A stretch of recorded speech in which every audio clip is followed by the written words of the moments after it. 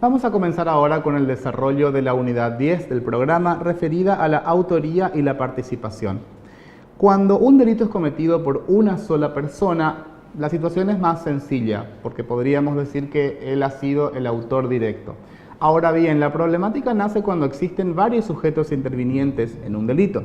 ¿Por qué? Porque para determinar su responsabilidad correspondiente esto al principio de culpabilidad, en el cual cada uno responde en la medida de su accionar, tenemos que realizar un deslinde entre lo que se llama la categoría de autores y la categoría de partícipes. Bien, vamos a encontrar esas dos grandes categorías a la hora de referirnos a la autoría y a la participación criminal. Vamos a trabajar con las tres formas de autoría más aceptadas por la doctrina, que son la autoría directa, la autoría mediata y la coautoría. En cuanto a la participación criminal prevé dos formas en el Código Penal, que son la complicidad y la instigación. Cada uno de ellos será definido oportunamente.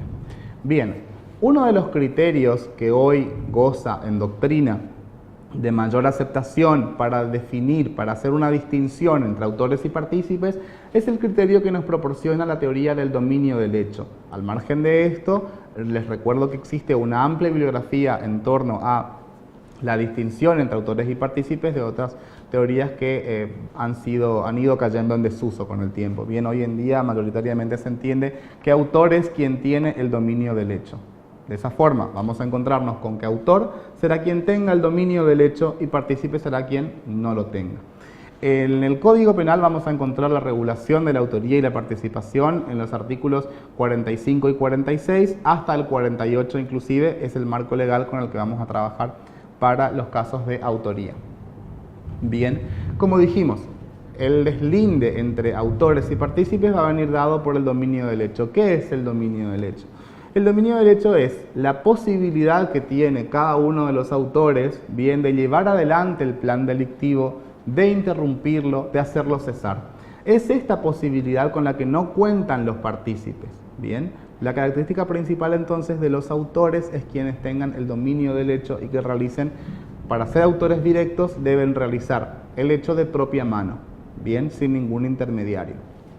Ese será el criterio de distinción entre los autores y los partícipes. Nuestro Código Penal, de todas maneras, al referirse a la autoría y la participación, esto lo encontramos en el artículo 45 del Código, que se refiere a los que tomasen parte en la ejecución del hecho. Cuando veamos el iter criminis vamos a encontrar distintas etapas de realización del delito. Ellas son la ideación, la preparación, la ejecución y finalmente la consumación. La punibilidad recién comienza con la etapa ejecutiva, es decir, cuando se comienza a llevar a cabo concretamente el plan del autor afectando al bien jurídico, cuando se comienza a matar en unos términos más formales. Bien, entonces la intervención del autor para que cuente con el dominio del hecho debe de realizarse en la etapa ejecutiva.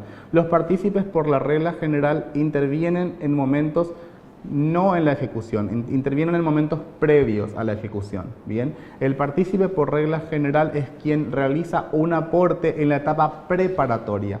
Por ejemplo, el sujeto A quiere matar al sujeto B. Quien realiza un aporte, un arma de fuego, es el sujeto C. El sujeto C le entrega 2 días antes de la fecha convenida para que lleve a cabo el homicidio, le entrega un arma de fuego.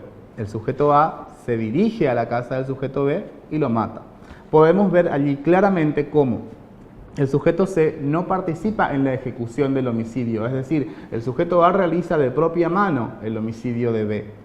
Tiene el dominio del hecho, tiene la posibilidad de llevar adelante el homicidio, tiene la posibilidad de interrumpirlo, de hacerlo cesar. Una posibilidad con la que el sujeto C no cuenta, porque C se limita a entregarle el arma de fuego, por supuesto, para que el sujeto A lleve a cabo el homicidio. Entonces ahí encontramos claramente cómo un partícipe interviene en una etapa previa, en una etapa preparatoria. Bien. Otra forma de autoría es la autoría mediata, una de las formas de autoría más debatidas en doctrina, más discutidas, por supuesto, por todos los casos y supuestos que vamos a encuadrar aquí en los supuestos de autoría mediata o de autor detrás del autor. En la autoría mediata vamos a encontrarnos con que el sujeto no realiza el hecho de mano propia, sino que se vale de un instrumento que obra generalmente engañado.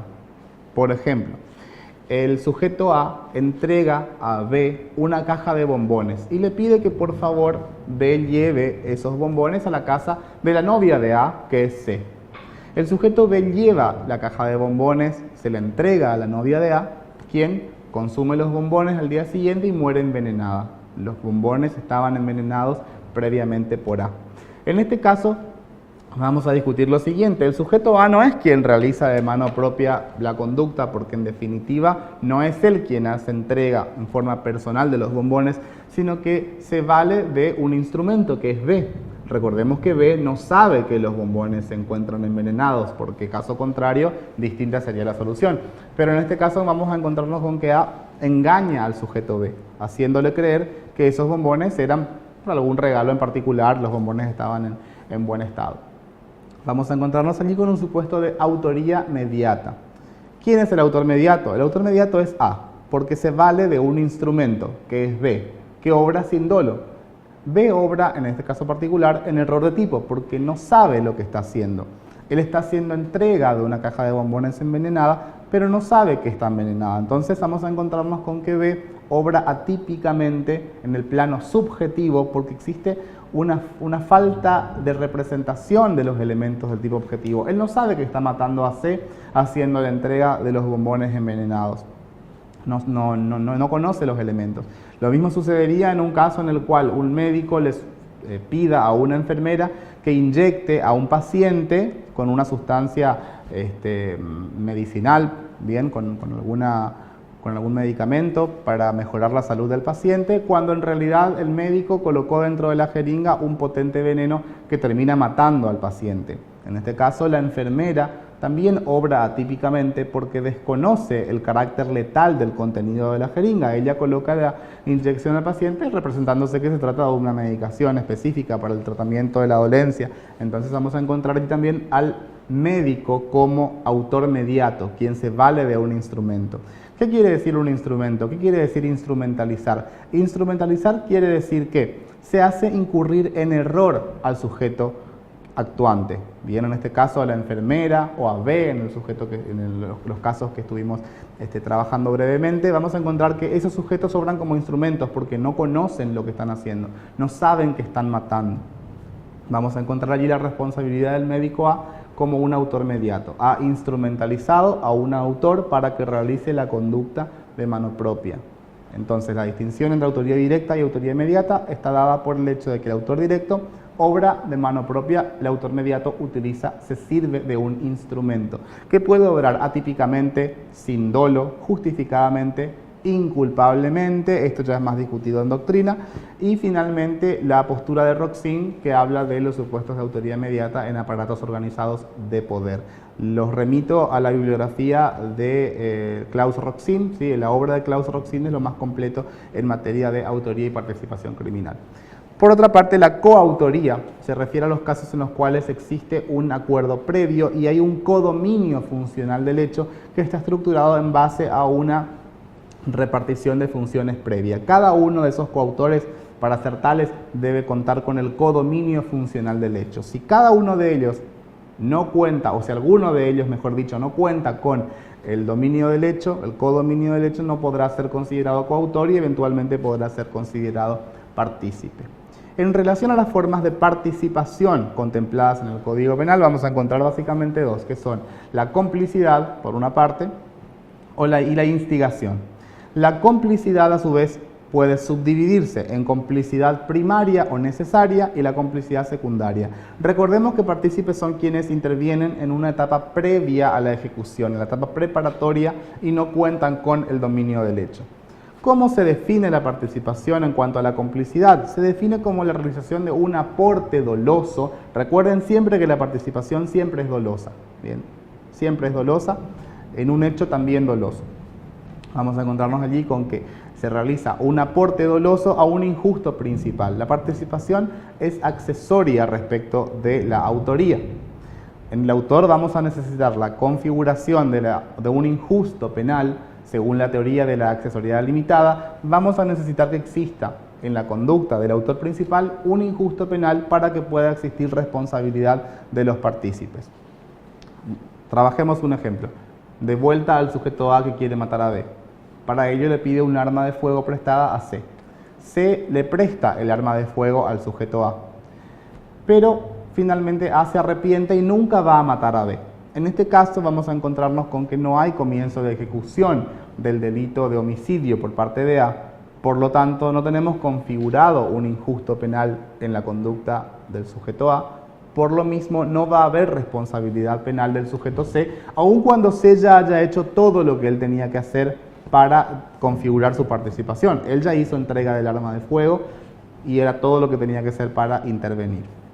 Entonces, complicidad está definida como la realización de un aporte causal al injusto principal del autor. La complicidad se puede clasificar a su vez en complicidad primaria o necesaria y complicidad secundaria no necesaria o simple complicidad. La diferencia vamos a encontrarla en cuanto a la entidad del aporte. El cómplice primario necesario realiza un aporte sin el cual el hecho no hubiera podido cometerse. Realiza un aporte escaso, por ejemplo, un arma de fuego. Un arma de fuego no es algo que uno pueda conseguir en un kiosco, por ejemplo. Sí, es un aporte esencial. La participación secundaria por exclusión será aquella que realiza un aporte que no sea escaso o que no sea esencial.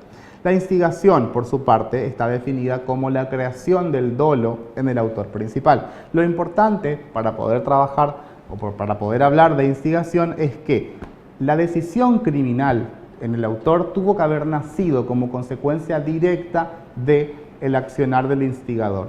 Bien, la conducta del instigador es quien hace nacer la decisión criminal en el autor principal. Por lo tanto, siempre va a ser dolosa, como ya dijimos, la participación es en todos los casos dolosa. Puede ser imprudente en la realidad, pero eso no sería de ninguna manera punible. Solamente es punible la participación criminal con dolo.